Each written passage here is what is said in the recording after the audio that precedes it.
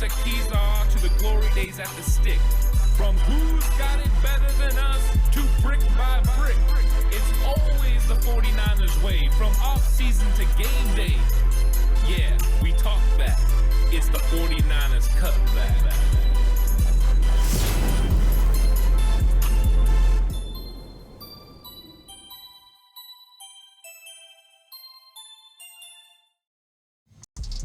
It's 49ers Cutback Podcast time. Welcome to the show, everyone. Time to talk about some matchups the 49ers need to exploit on offense.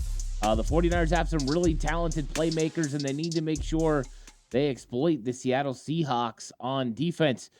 49ers have proven that they definitely have the ability to put pressure on opposing defenses, and with playmakers like Kyle Shanahan has, he can use them in all sorts of facets to be able to create separation, to get one-on-one matchups, to find leverage.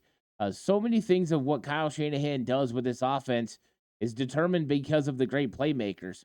And when you start looking at his playmakers compared to opposing defenses, it's not hard to find some matchups that he could potentially take advantage of. And then Kyle does what Kyle does best. And he uses pre-snap motion. He uses pre-snap shifts. He uses certain personnel groupings to dictate not just who you have on the field, but how you move. And if you move differently than you normally would, it won't take him long. He'll figure it out. But what he does is use it to, first off, let Brock Purdy know what the coverage is. Second off, to potentially create a situation where he gets leverage for an offensive lineman or leverage for a receiver in the passing game. And when you're doing that, you're just playing a different level of chess. Now, it's a lot easier for Kyle Shanahan because he has so many interchangeable parts. Christian McCaffrey, Deebo Samuel, to name the first and top two that you have to account for if you're an opposing defense. Because if those guys are going one way, you're probably going with them. The first touchdown of the game against the Philadelphia Eagles, Christian McCaffrey and Deebo Samuel went the same way. That doesn't happen very often. But when it does, the entire defense went with them. And out came the other side, Brandon Ayuk in the back of the end zone, open for a touchdown. Exactly how you draw it up. And that's the kind of pressure that Kyle Shanahan puts on opposing defenses using his personnel in certain situations and certain matchups. And there's not really defenses in this league that can match up with the 49ers. It's just too many great, talented players that it puts pressure on you somewhere. There's going to be somewhere you're going to be deficient. And that's exactly what Kyle tries to locate. So we're going to go through the matchups in this episode. We're going to talk about the matchups the 49ers can look to exploit. And I got 5 really good matchups that the 49ers can exploit. If you want to bet on the game, though, 49ers versus Seattle Seahawks, why not use Bet Online? The holiday season is off and rolling with the NFL in full stride and NBA and NHL hitting midseason form. Bet Online is your number one destination for all your sports wagering info. With the up-to-minute sports wagering news, odds, trends, and predictions, Bet Online is the top spot for everything pro and amateur sports. And not just the Big Four. Bet Online has info available at your fingertips with both desktop and mobile access at any time for almost any sport that is played. From MMA to international soccer, head to Bet Online today. Remember to use our promo code BELIEVE, that's BLEAV, for your 50% welcome bonus on your first deposit. Bet Online, where the game starts. So there's actually a few matchups, and I like I said, there's 5 that I really want to get into where the 49ers can exploit a mismatch against the Seattle Seahawks. And a lot of times it's hard to find certain matchups that you can exploit. We find matchups that maybe could be a struggle for the 49ers to stop, right? You find an edge rusher maybe against Colton McKivitz, or you find a wide receiver on the outside against Ambry Thomas, or some sort of matchup like that proves difficult. Now, Ambry's been playing a lot better, and so is Colton McKivitz, so those matchups are fewer and far between. But when you can look at an offense of the 49ers and look across the defense and find matchup problems and 5 matchup problems without even really stressing and straining about it, you know you've got an advantage as an offense. So the first one I want to talk about is George Kittle versus Jamal Adams. And part of the reason I want to talk about this matchup is because Jamal Adams was used in the box a lot in the Thanksgiving matchup against the 49ers. You had a situation where you had Jamal Adams coming up and playing that third linebacker role. So you're going to have more and more matchups of Jamal Adams, potentially on George Kittle, maybe sometimes on Christian McCaffrey. But these are matchups the 49ers like. They went one-on-one in the slot, and George Kittle won for a first down catch. So there are a lot of things that George Kittle does that present problems for Jamal Adams. Number one, George Kittle's bigger than Jamal Adams. He can use his body. He can box him out. He can make catches that way. Number two, he's a very proficient pass route runner. So when he runs his routes, he's very good at creating separation. And Jamal Adams is not a clean guy as far as coverage, right? He's herky-jerky. He pulls. He grabs. It's tough. It's a tough matchup for a safety one-on-one with George Kittle. But these are the types of matchups that Kyle Shanahan dictates. Kyle Shanahan gets you moving, gets you motioning, and then as soon as you think you're going to have a situation where George Kittle's going to block, out comes Kittle on the backside. You were thinking it was going to be a run. Now you're at a disadvantage. And I just think that when it comes to Jamal Adams, he doesn't have the necessary skill set to be able to stop George Kittle consistently. Where I really think George Kittle could have a huge advantage in this game is in the red zone, around the goal line. That's where Jamal Adams wants to peek to the run. He wants to get aggressive. He wants to blitz. And that's where George Kittle can find spots to be able to get open, potentially the back of the end zone for touchdowns. Another area where this matchup is going to show up is the times that Kyle Shanahan decides to keep George Kittle in. There's going to be some occasions. It's few and far between compared to what it used to be. Now they count on Christian McCaffrey or Kyle Juszczyk or others to help, and they kind of let George Kittle go out and be more of a receiving tight end. But there's going to be matchups where Jamal Adams is going to rush, because if there's one thing Jamal Adams is really good at, it's putting pressure on the quarterback. When they blitz him, he's superb. He's also a good tackler in the run game. But that's where the matchup gets a little bit more interesting. In the passing game, it's advantage huge 49ers. In the run game, it's advantage 49ers, but it's an absolute battle. If George Kittle can exploit being able to get on the edge at getting to Jamal Adams before he's able to slash inside and make a tackle, that's a big-time advantage 49ers. So there's going to be pass rushes against Kittle as well from Jamal Adams. This is just one of those things. Get your popcorn ready. Let's see how these guys battle. Jamal Adams has been upset with the way people have been criticizing his play after that Thursday night matchup against the Dallas Cowboys. So he's going to be fired up and ready for this. And here comes George Kittle, the overall most efficient tight end in the entire NFL. To me, this is the matchup in the 49ers' advantage. George Kittle can take advantage of Jamal Adams and be very successful. He's bigger, he's stronger, he's faster, he creates more separation, and he's got an absolute evil genius for an offensive coordinator that's going to scheme it up to get Kittle going. And if we just look at recent history, besides the last game against the Seattle Seahawks, George Kittle has absolutely exploded against the Seahawks. He has big games and he has big game potential. But we'll see. We'll see if this matchup ends up bearing big fruit for the 49ers. I think it will. George Kittle versus Jamal Adams is a matchup I believe the 49ers can take advantage of. Please like and subscribe the video if you haven't already. If this is your first time, subscribe. I'm on the push for 5K. Appreciate that. Audio platform, 49ers Cutback on Believe, available on all audio platforms, all the way from Spotify, Apple, Google Pods, iHeartRadio. Check it out. Let me know what you think. Leave a 5-star rating. I really appreciate it. But let's talk another matchup. And this one could get even more interesting as the week progresses. You've got a situation where you've got Christian McCaffrey on Bobby Wagner. And I talked about this before the first matchup. Bobby Wagner getting matched up on Christian McCaffrey used to be a formidable matchup. When he was at his high point, when he was in his prime, Bobby Wagner could cover the best running backs. I mean, he was really superb. But we've seen him take a step back. When he was with the Rams, he could not stop McCaffrey. It didn't matter if McCaffrey was a Panther or a 49er. Bobby Wagner had no chance of stopping Christian McCaffrey in space. And let's be honest, as good as Fred Warner is in coverage, he struggles with Christian McCaffrey in space. All you have to do is go out to training camp. And I was out there. I saw it every single day. Christian McCaffrey is just an absolute savage when it comes to setting up linebackers and creating separation. And let's be honest, those guys aren't used to covering running backs the caliber of McCaffrey.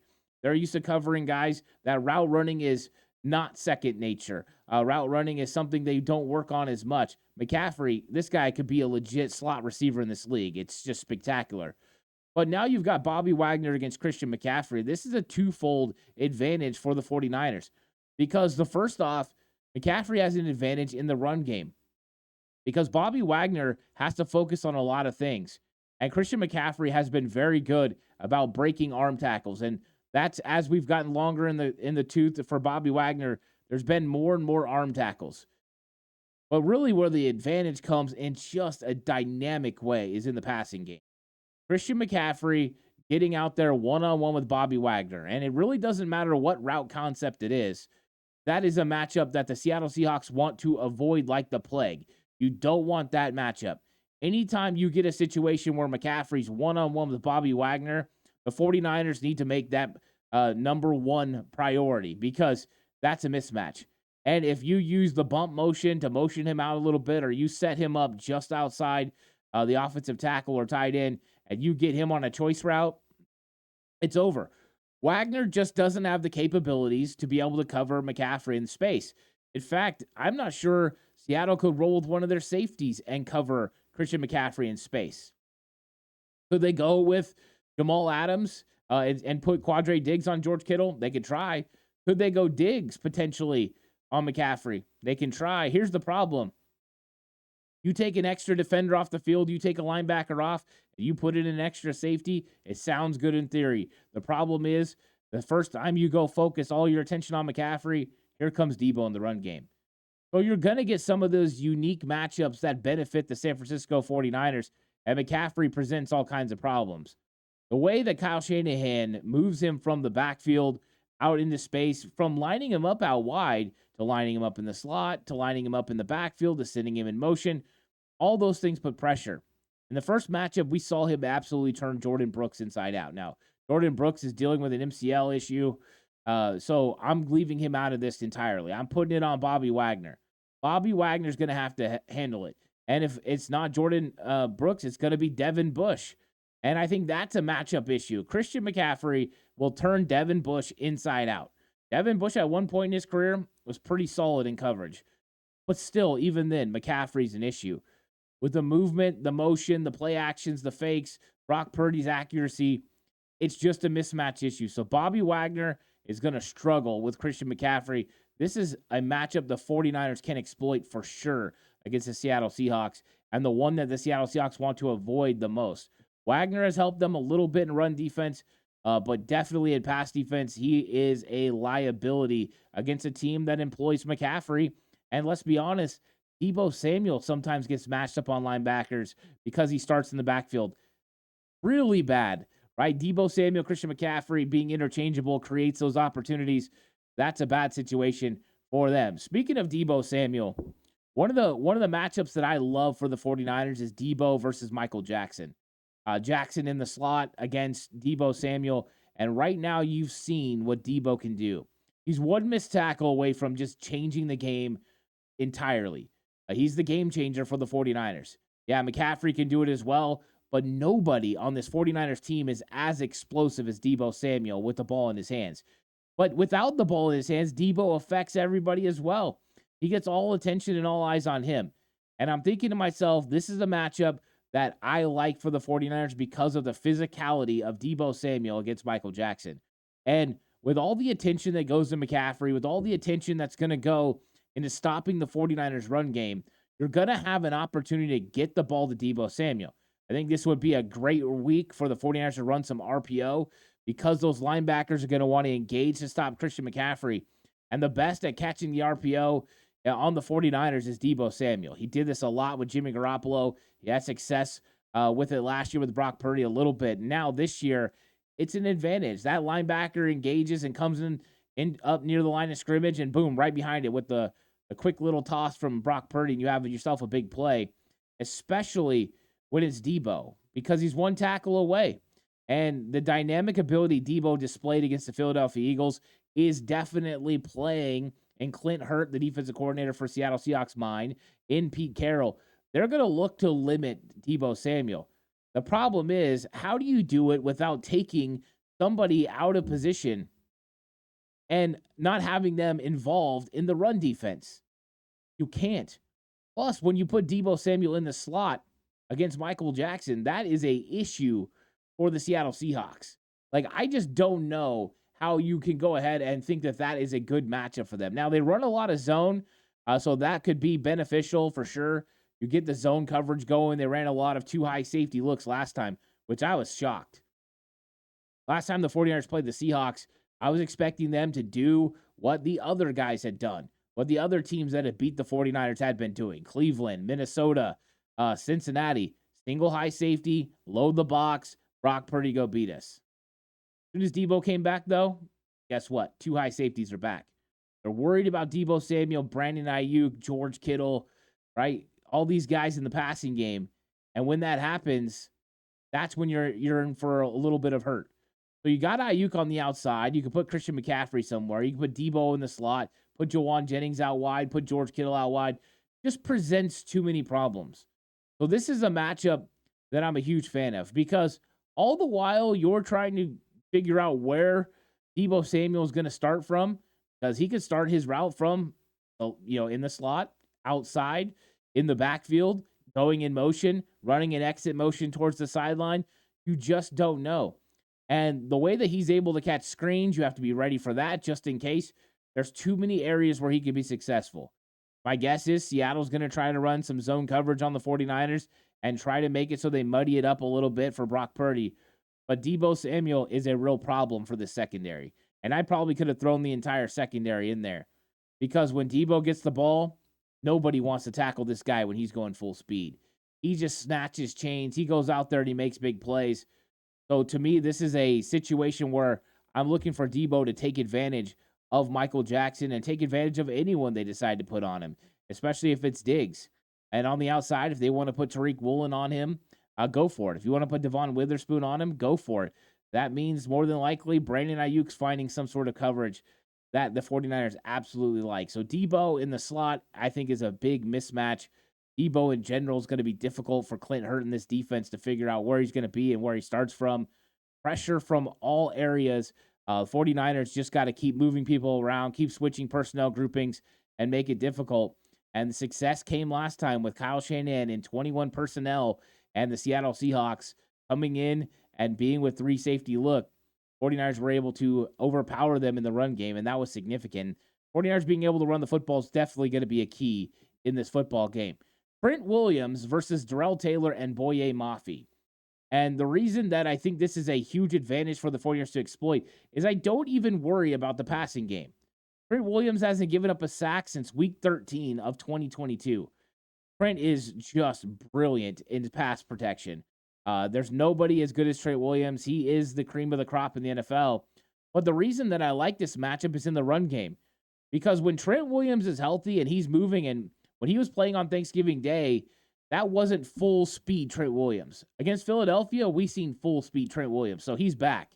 And with that comes the ability to potentially create some openings along the left side in the run game. And we know that's where Kyle Shanahan and the 49ers like to execute their run game the best, is on the left side behind Trent Williams and Aaron Banks. Well, the reason I like him against these edge defenders is because the 49ers can use him in a couple of different ways. Number one, he can help on that edge defender and initiate a push that either George Kittle or Kyle Juszczyk can continue with, and then he can work up to second level. Or he can bypass that, let those two handle the edge defender, and he can get up to the second level. But the effect of Trent Williams being so good makes these guys give up ground initially. They can't let him lock onto them.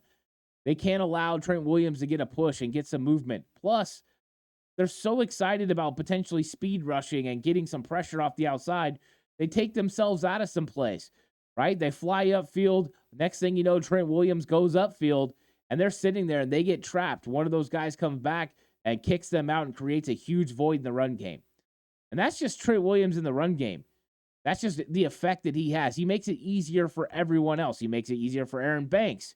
He makes it easier for his edge players in the blocking, George Kittle, Kyle Juszczyk, Jawan Jennings. Trent Williams' effect is huge. And also, what he does against those two guys is he says, hey, you're going to have to come with a lot more to bring pressure off the left side. So because of that, you get really good play from Aaron Banks. Now that he's settled in and he's healthy, those two guys handle business. So then what Brock Purdy has is the front side is where he has to worry, right? Questions about Spencer Burford.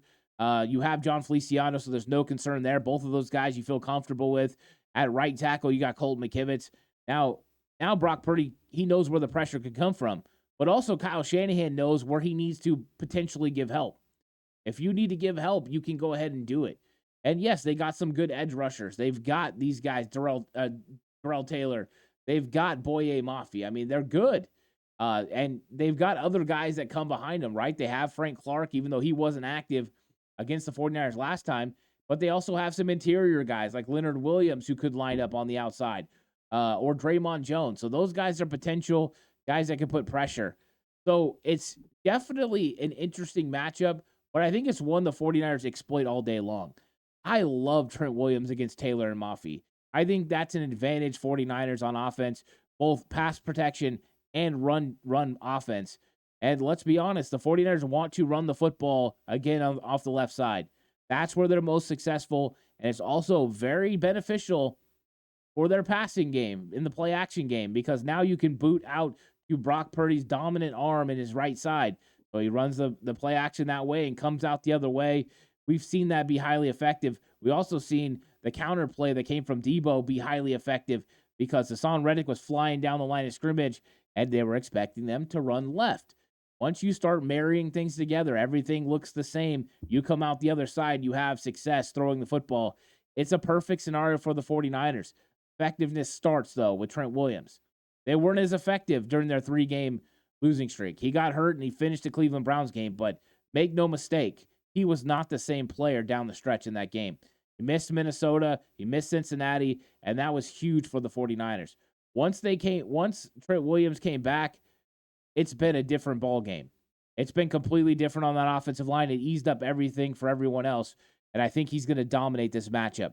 And then my fifth and final matchup, I think the 49ers can really exploit. And, of course, just like always, the key matchups like I've talked about, run game is going to be huge. But Brandon Ayuk versus Tariq Woolen and Devin Witherspoon. Ayuk does not really care for these guys in the way they were acting last time. He absolutely got fired up about how Witherspoon was acting like he could cover him. Brandon Ayuk took that personal. And with this attitude that the 49ers are displaying, the way that they're going out there and they're taking people on, he wants to dominate this matchup. Brandon Ayuk is motivated to make plays. And why shouldn't he be? He's an absolute mismatch problem. Yes, these two guys are big and they're physical. But you know who plays big and physical? Brandon Ayuk. Since he's gotten more accustomed to the NFL game, he started creating separation with his arms. He started nudging people at the top of his route, creating separation at the top of his stem. He has been doing a really good job of playing a physical brand of football. Yes, these two corners are big. They're physical. They're fast. So is Brandon Ayuk. What Brandon Ayuk has over them, he's just a brilliant route runner. I mean, absolutely brilliant. There's not many wide receivers that run routes as good as Brandon Ayuk. And he's PFF's number one receiver in the NFC. He grades out to a 91 PFF grade. So Brandon Ayuk is having a tremendous season. And I think he wants to roll what happened in Philadelphia right into this one. It could be Ayuk time in this game versus Seattle. He's looking to make a statement. And these two young cats, yeah, they've been playing pretty good in their career. But here comes a Brandon Ayuk. And remember, these guys might find themselves out on an island. I know they're running a 2-deep zone, but they like to bring one of those guys up into a lurk or a robber over the middle of the field, one of those safeties. They like to put these corners in a cover 3. And if you're in a cover 3, anything vertical, you're normally one-on-one. And if you're not, the 49ers can make it that way. Because if you send George Kittle or Debo or Jawan Jennings, somebody up the seam, that safety has to hold, especially once it gets vertical. And if he does, you've got one-on-one on the outside. I'm taking Brandon Ayuk. I'm taking Ayuk high-pointing the ball. I'm taking his ball skills. I'm taking his route running. I'm taking Brock Purdy's ability to be able to get him the ball in tight windows. To me, this is a real problem for Seattle. It's a pick your poison. We just basically talked about their secondary. Jamal Adams is going to struggle with George Kittle, right? Christian McCaffrey on Bobby Wagner, problem. You've got Debo Samuel against Michael Jackson in the slot. not a good look. And now you've got Brandon Ayuk on the outside. We could keep going because Jawan Jennings presents some real matchup issues too. And Seattle, the way that they're playing it before, they might want to try to cover him with a safety. Not the way Jawan Jennings is playing right now. Be careful. Jawan is starting to level up his game. So I think this is going to be one of those really fun matchups. The 49ers have a lot of advantages. And the whole time I'm talking about this, all I'm thinking is when I watched the All-22 film and I broke it down for Patreon back after the Thanksgiving game, Kyle Juszczyk was getting open. Kyle Juszczyk was finding some holes because he was getting lost in the play action. Don't be surprised the Juice get loose for a touchdown this week. I'm telling you. He gets ignored. He goes quiet. Nobody pays attention. Everyone's thinking Debo, McCaffrey, Ayuk, Kittle, Jennings. Juszczyk. Saying, I think they might lose him. I think there's going to be some opportunities for Juszczyk in this game to get behind the defense, potentially create a big play. And why not? If he gets open, get him the football and let it happen. Juice is magical in those situations. But yeah, thanks guys for so much for coming through and talking 49ers versus Seattle Seahawks. It's going to be a great one. And these are the matchups I think the 49ers can exploit. Of course, there's all kinds of matchups, and we'll be getting into that in the week. During the week, we still have to go over the defensive matchups the 49ers must win, the game preview show. That's going to be a lot of fun as well. But we'll get into the key matchups the 49ers have. We'll get into some of the keys to victory. Wow, that's bold predictions. And, of course, pick the winner of the football game. Significant for both sides. 49ers need to win to keep pace with the Eagles. Potentially, Sunday night, they could be number one team in the NFC if the Cowboys are able to defeat the Eagles. So it's a big week for the 49ers, and it's a big week for the Seattle Seahawks, who are fighting for their absolute playoff lives. They lose this, they're not out of it mathematically, but it's very difficult for them to come back. They're sitting right now in the 9th spot. They're in a 4-way tie with Minnesota, Green Bay, Los Angeles, and the Rams have a advantage over them. So right now they can't let anything slip by. They can't hold anything back. They got to get after it. And the 49ers stand in their way. And the 49ers are playing for too much to let this one slip away. It's like Fred Warner said. He goes, we're done talking about the Eagles. The Eagles game is over. It's time to focus on the Seahawks. You turn the page, and that's exactly what the 49ers plan to do in this football game. So thanks for watching. Like and subscribe to the channel. Listening audio platform, thank you so much. 49ers Cutback on Believe. This episode of 49ers Cutback was brought to you by Bet Online, where the game starts. Lots of content coming your way, but until then, stay safe. And remember, the right way is always the 49ers.